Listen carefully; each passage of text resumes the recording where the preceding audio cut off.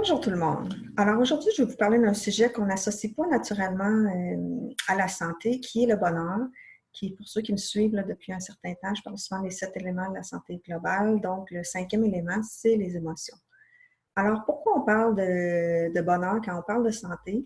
Bien, l'information que je vous partage provient essentiellement d'un livre ici qui a été écrit par Shawn Achor, qui est un chercheur de l'université Harvard en psychologie positive, qui a écrit un super livre qui, malheureusement, pour l'instant, est juste en anglais, mais va certainement sortir en français bientôt, qui s'appelle The Happiness Advantage, qui démontre tous les effets du bonheur, autant sur notre santé qu'aussi au niveau de notre qualité de vie, du travail, etc.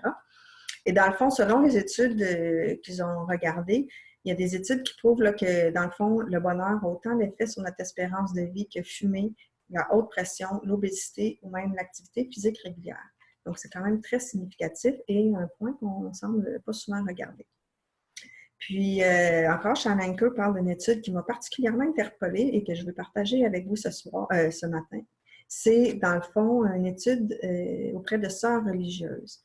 Donc, ils ont regardé les sœurs religieuses sur plusieurs décennies et ce qu'ils ont fait, c'est qu'à l'âge de 20 ans, ils ont regardé le journal intime des sœurs religieuses pour voir lesquelles étaient les plus heureuses, avaient plus d'entrées plus positives, voyaient la vie plus positivement et avec bonheur que les autres.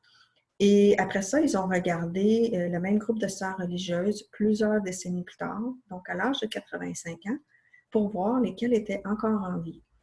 Et donc, à 85 ans, le 25 de sœurs religieuses qui étaient les plus heureuses à l'âge de 20 ans, bien, il y avait 90 de ces sœurs religieuses-là qui étaient encore en vie à l'âge de 85 ans. Donc, c'est quand même très important.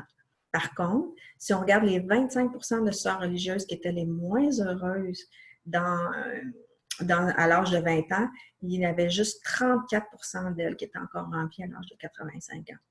Donc, c'est quand même une statistique assez percutante que je voulais vous partager parce que quand on pense à santé, c'est rare qu'on se préoccupe ou qu'on regarde notre bonheur. Alors maintenant, je vous invite, quand vous voulez faire quelque chose de bien pour votre santé, à dire qu'est-ce que je peux faire qui va me faire plaisir, comment je peux prendre un petit moment pour moi, comment je peux regarder les choses qui se passent.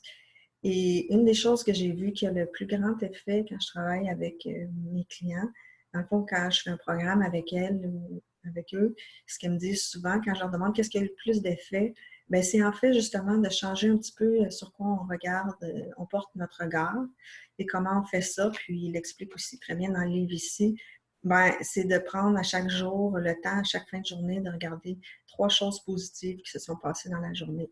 Donc, la seule règle, c'est de ne pas répéter les mêmes 3 choses à tous les jours, mais de prendre vraiment le temps de faire un rituel de gratitude, en fait, là, d'écrire ou de partager avec quelqu'un. C'est encore mieux si on le partage avec notre conjoint, notre famille. Comme ça, tout le monde bénéficie de ce petit moment-là pour partager les 3 choses qu'on a appréciées de la journée.